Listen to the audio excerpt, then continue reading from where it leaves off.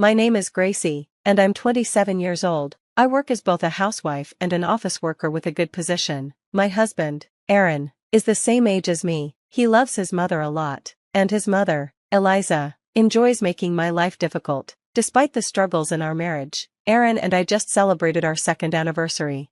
I'm proud of how much I've been able to handle, and work has become my escape. Because of that, I've been getting promoted quickly, which isn't something many women experience. Right now, I'm on a business trip across Europe for meetings. I'm in the middle of an important meeting when my phone, which was on silent, started vibrating. I thought it might be an emergency because there were 2 missed calls. When I checked my phone, I saw that the calls were from my mother-in-law, Eliza. What's going on? I wondered. I hope nothing bad happened. I quickly decided to return the call. Just as I was about to leave the meeting to do that, my phone rang again, and it was Eliza. Hello, Gracie, where are you? She asked. I answered the call, but she sounded annoyed. Maybe I shouldn't have picked up, I muttered. Hello, Eliza, how are you? Is there something urgent? Why aren't you answering me? I just asked where you are, she snapped.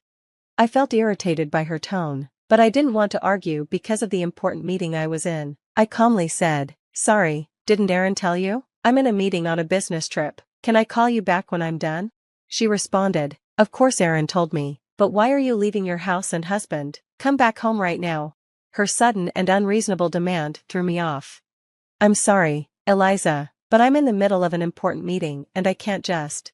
She cut me off, saying, you're so bossy, even though you're just Aaron's wife. I don't care about your reasons. Come back home now. Today is really important. Do you understand? Today is important? I asked, confused. I wanted to know what made today so special, so I asked her. We're celebrating my 60th birthday today, Eliza replied, sounding proud. I thought her birthday was supposed to be at the end of the month, and it was strange that she wanted to celebrate on a weekday while I was away on a business trip. Aaron and I had already planned a special celebration at a restaurant for her 60th birthday. I was getting really tired of Eliza trying to control me again. It felt like every year she was getting worse, especially when she knew I was busy with important work. So, I told her. As I said before, I'm on a business trip, so I can't come home right now. Oh, really? Because I called Aaron earlier, and he said he'd take the day off for me. All the relatives will be there, except for you. You're always working. You're so cold. What do you think of your husband's parents? She said sarcastically. I didn't want to deal with her anymore. I had an important meeting, so I just said, I'm sorry, but I can't come to your 60th birthday celebration, no matter what you say. Eliza stopped being sarcastic and took a deep breath. Then she said, well, if that's the case, I won't recognize you as family. Don't bother coming home. It's over. Aaron deserves better than you. She said all this without stopping to take a breath. I was angry and upset, but I didn't want to keep arguing with her on the phone. I said, okay, I'll talk to you when I get home. I'm sorry, but I really have to go. Then Eliza said, what's with that attitude? I told you not to come back. I'll talk to Aaron myself. And she hung up. I was exhausted from dealing with her and went back to my meeting. After 2 days of meetings, I finally returned home. I was so angry that I didn't even remember how I got there. When I opened the door, I heard Aaron's tired voice saying, welcome back. I took off my heels and went straight to the living room, where I saw a pile of boxes. I was confused until I saw Aaron taping them up. What's with the boxes? I asked. He told me that they were all of my things. Aaron explained that Eliza really had her 60th birthday celebration on the day she called me. She told the family I was rude to her over the phone and that I didn't care about her birthday. Then she told everyone that she was going to make Aaron divorce me and send me back to my parents' house because I wasn't good enough for him. I wasn't surprised by this. Eliza had always been this way. I asked Aaron, so what happened? Your mom told you to get a divorce, and you agreed? No, not exactly, but she told me to pack your things, and I didn't have any choice, Aaron answered with a sigh. I was shocked. Wait, you didn't argue with your mom? You're okay with getting a divorce? Aaron explained that his dad, Alex, also told him, if Eliza's upset, you'll have a hard time, so listen to her. So Aaron just went along with the divorce.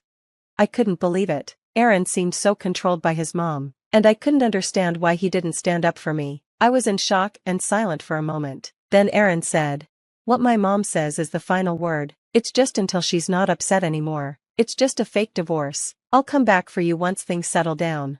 He said this with pleading eyes. I couldn't believe how afraid he was of his mother.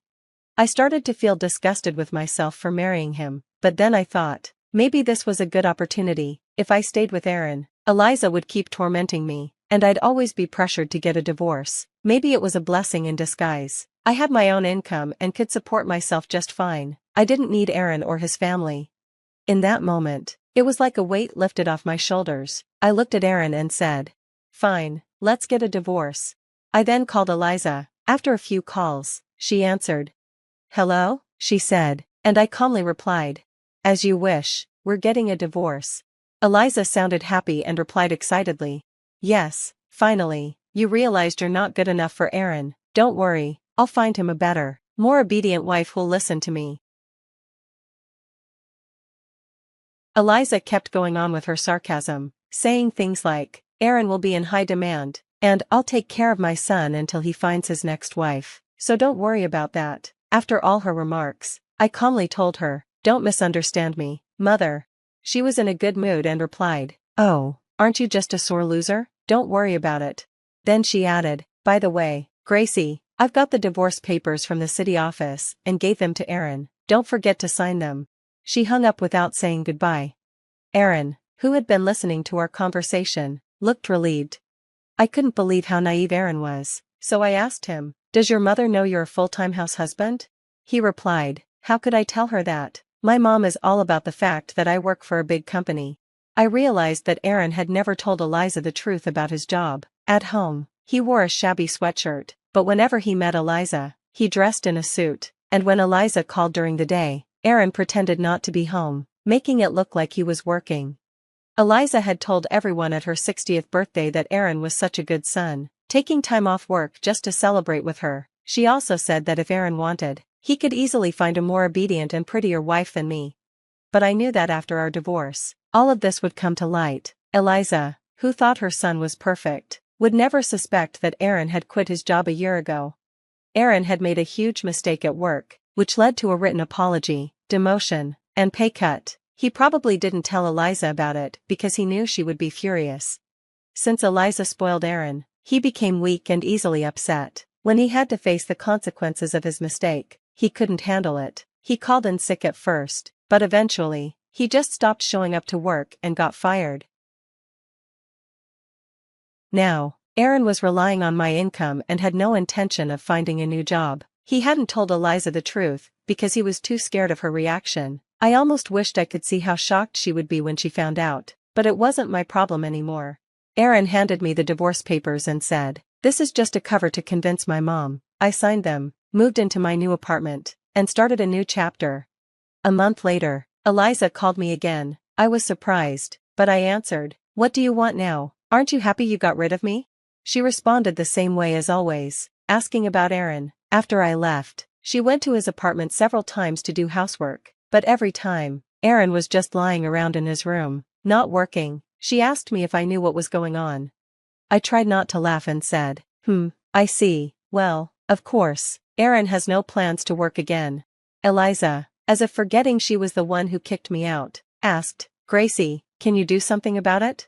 I couldn't believe she was asking me for help after everything she'd put me through. I answered, "Why should I? You didn't want me in your family, remember?" It was typical of her to only ask for help when it suited her, after treating me so badly for so long. Eliza then said, "Well, I was wondering if you said something to Aaron before you left." I couldn't believe how much she wanted to blame me for everything. Did she really not see the problem with her son, Aaron, and just blame me? I was the one who had been hurt in all of this. She accused me of marrying Aaron for money, thinking I was upset about the divorce because I lost out on a luxurious life. "Are you kidding me?" I responded. "I supported Aaron financially during our marriage. I was the one paying for everything. If anyone should be upset, it's me." I thought about filing for alimony from Aaron, since he had money, but I didn't say anything to her about it. Eliza, shocked, argued, "How dare you make something like that up?" Then she said, "You just forgot to ask for alimony, didn't you? Aaron makes more money than you. If you want money, he can pay whatever you want." She still thought of Aaron as a big shot, working at a major company. I realized maybe she didn't know the truth about Aaron's situation. This could be my chance to get back at her, so I told her, "Your son is a full-time house husband. He quit his job a long time ago." She couldn't believe me. She yelled, "What? You're lying." I just said, "Why don't you check with the company? You'll see who's telling the truth." Eliza was quiet for a moment before saying, "Well, if that's true, what are we going to do? I can't take care of Aaron with just my pension. No one will marry him because he's unemployed. What are we going to do?" Her voice was more desperate now, and it felt good to hear. I smiled to myself. She paused, then started talking to someone next to her. After a moment, she said, "Gracie, will you please come home?" I was confused by her sudden change of tone and replied, "No, we're divorced. I wouldn't come back to your family if the world turned upside down." Then I heard someone nearby, probably her, getting upset. It sounded like they were arguing. "I told you I would come get you back when things cool down," Eliza said. As I listened, I could hear Aaron's voice shouting in the background. Yes, you could remarry my son, you know." "What are you talking about?" I heard Eliza respond, incredulously. "No way, I wouldn't do it for the world. Don't joke about this, Gracie, thank you, seriously, okay?" I couldn't believe how much she was still trying to manipulate me. I reminded her, "I did what you told me to do, so stop changing your mind so much." She was trying to make it seem like I had no right to refuse her demands. I was fed up with her mind games. "I didn't think you'd actually divorce my son," Eliza finally admitted, her voice betraying her shock. In response, I let her have it. I was just putting up with everything. Besides, Aaron packed up my stuff and kicked me out without any say in it. I went off on her, listing all the ways she had mistreated me. "You see, that was just a prank," she said, trying to brush everything off. I couldn't hold it in any longer. "A prank? It's worse than that," I snapped. I was done with her games. As I looked at my watch, realizing it was almost 1 p.m. and my lunch break was ruined, I finally said, Eliza, are you done now?" "What, Gracie, what did you say?" she cooed in that sugary sweet voice of hers, hoping I'd fall for her charm. But I was over it. "I'm going to hang up now. I have another meeting in a few minutes. I need to go over some documents," I said coldly. As I pulled the phone away from my ear, I could hear her still yelling, Wait, Gracie, hey, Gracie, say something." Her frantic screams only made me more disgusted. She was always blaming someone else when things didn't go her way. I was done listening. Without a second thought, I hit the end call button and blocked her number. No more of her toxic behavior.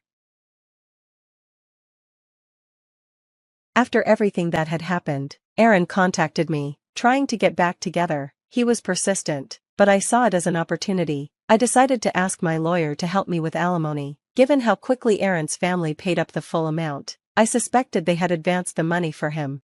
Apparently, my ex-parents-in-law, Alex and Eliza, were not happy with Aaron's situation. They constantly nagged him to find a job, but Aaron had become so fed up with their constant pressure. It seemed his former elite life had faded away. He couldn't even afford the rent for his apartment and had to return to his parents' house. Now, he was blaming them for the divorce, while they, in turn, blamed him for everything. Instead of taking responsibility, they seemed content to lash out at each other. I heard they were considering applying for welfare soon. If that happens, maybe the government will step in and attempt to correct their warped sense of entitlement and selfishness. As for me, life had taken a better turn. My proposal from the business trip was accepted, and I signed a major contract. This led to a promotion and a significant salary increase. I was living my best life as a rich, independent bachelorette, free from any toxic in-laws or dependent family members.